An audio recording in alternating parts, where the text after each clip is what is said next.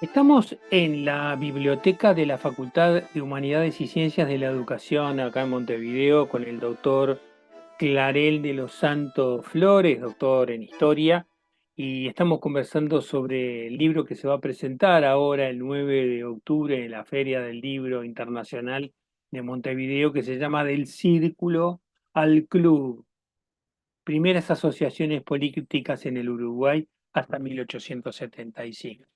Y te quería preguntar, Clarel, ¿qué pasa a partir de la Guerra Grande con las asociaciones?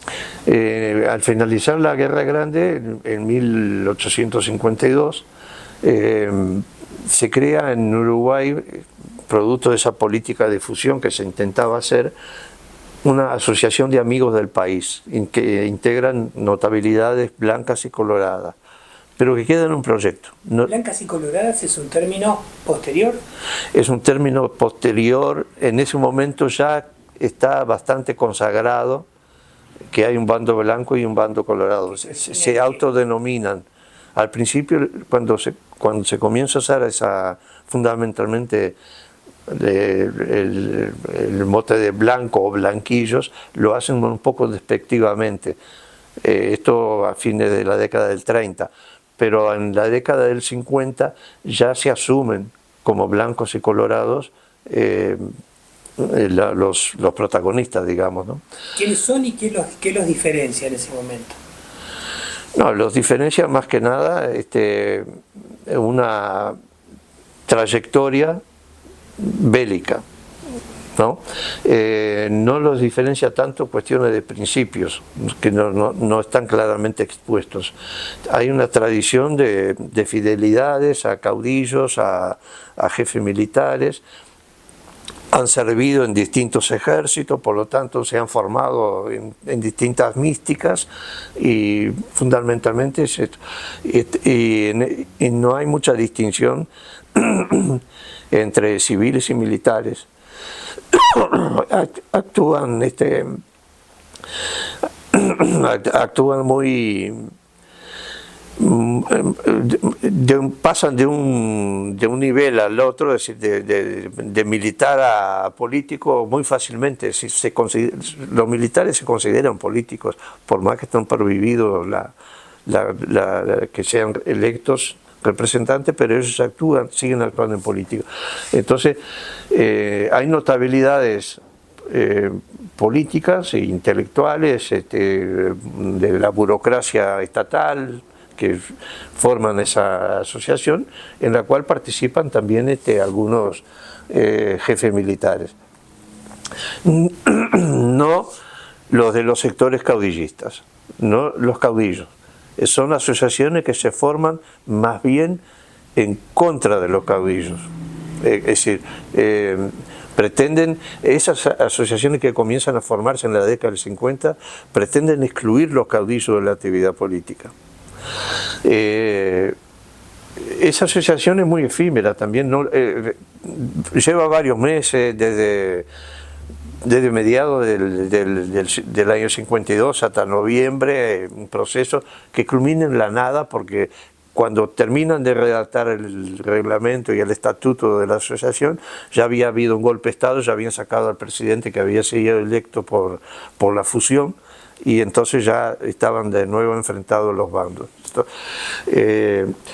Luego, en 1854, aparece una primera sociedad que se denomina Partido Blanco, por más que no pretende ser partido, pero como dice que el término ya es usado y está aceptado, tiene una función meramente electoral, es organizar a los simpatizantes, digamos, del bando blanco, sin organizarlos para que participen en la elección de noviembre de ese año.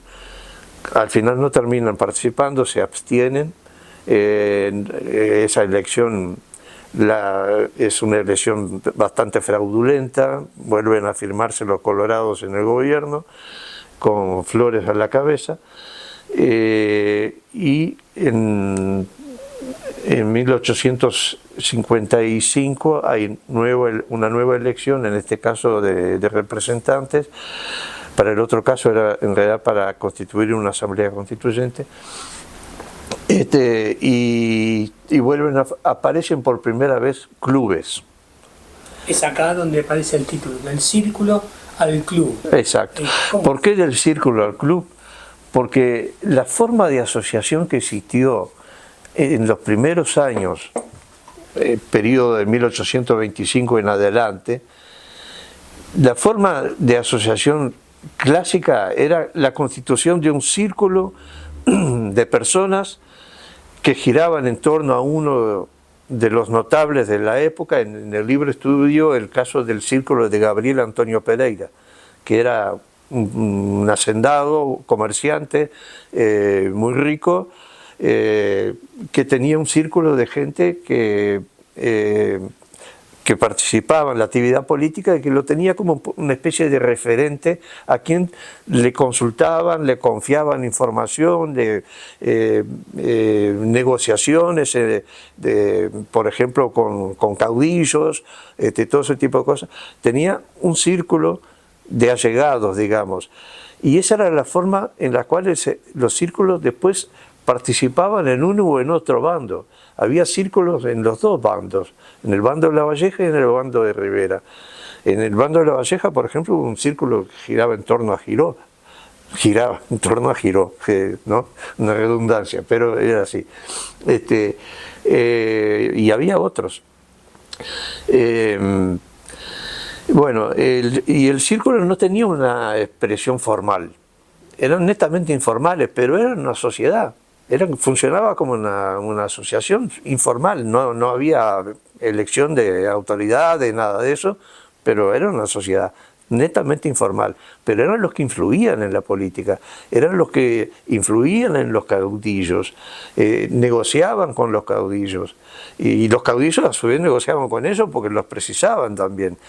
Y bueno, era la expresión que había. Luego comienzan lentamente a surgir esas sociedades que hablábamos hoy, y recién en la década de 1850 se constituyen algunas asociaciones políticas en torno a los clubes. Se forman clubes para participar en la elección y nada más. ¿Nombre de esos clubes? Bueno, se forma el club de la independencia, el club de la unidad, se forman otros clubes. Esos dos son medio fusionistas, pero a su vez están enfrentados porque en unos hay más partidarios del gobierno de Gabriel Antonio Pereira, que 30 años, el círculo lo estudio en el año 28, pero en el año 56 va a ser electo presidente Gabriel Antonio Pereira. Entonces se forman esos clubes, pero ellos mismos sostienen que es un carácter meramente electoral y no quieren vincularse a los bandos, quieren ser son expresión de los bandos, pero no quieren una vinculación porque los bandos son dirigidos por los caudillos y ellos en general no son caudillistas. Después, en el periodo de los años 60 vuelven a existir algunos clubes circunstanciales, porque incluso en la década del 60, que el presidente va a ser de 1860 al 64, va a ser Bernardo Berro, y expresamente prohíbe que se usen banderas políticas, prohíbe el uso de banderías políticas. Es decir, en los hechos está prohibiendo la existencia de los partidos. Entonces, esos clubes se forman con un carácter meramente electoral y después se disuelven, échales. ¿Haces algún estudio sobre asociaciones gremiales? Sí, pero son posteriores. ¿A partir de cuándo?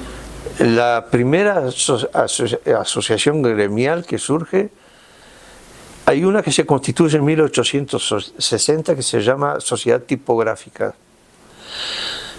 Y luego no se habla más de esa sociedad tipográfica. La preside Isidoro de María, que es un intelectual de la época y imprentero, saca algunos periódicos.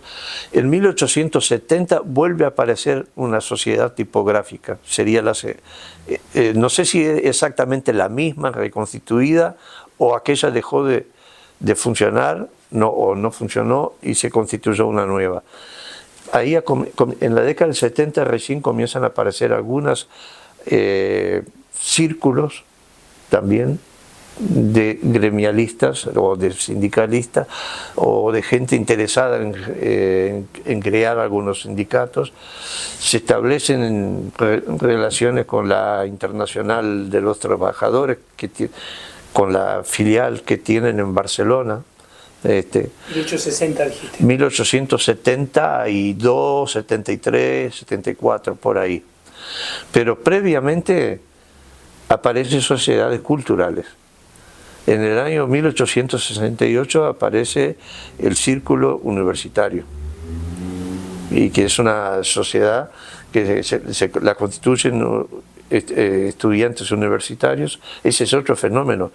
La universidad en Uruguay se va a crear a fines de la década del 40. Los primeros años son todavía en guerra, después los años 50 son muy convulsionados, pero comienzan a egresar los primeros formados en las universidades de Uruguay. Y bueno, algunos de ellos se reúnen en 1868 y crean el Círculo Universitario. Luego va a surgir una asociación de otro tipo, que va a ser la Asociación Rural, en 1870. Y surgen, porque las asociaciones, otro factor importante a destacar, están muy vinculados a las sociabilidades, a los tipos de sociabilidad que se crea. La sociabilidad en las sociedades antiguas era un hecho muy común. Las tertulias eran algo habitual. La gente no tenía televisión, no había radio, no había nada. Lo que hacían era reunirse para charlar, para conversar, para bailar, para escuchar música. Entonces, en esas tertulias, siempre que había un fenómeno político, era tema en las tertulias.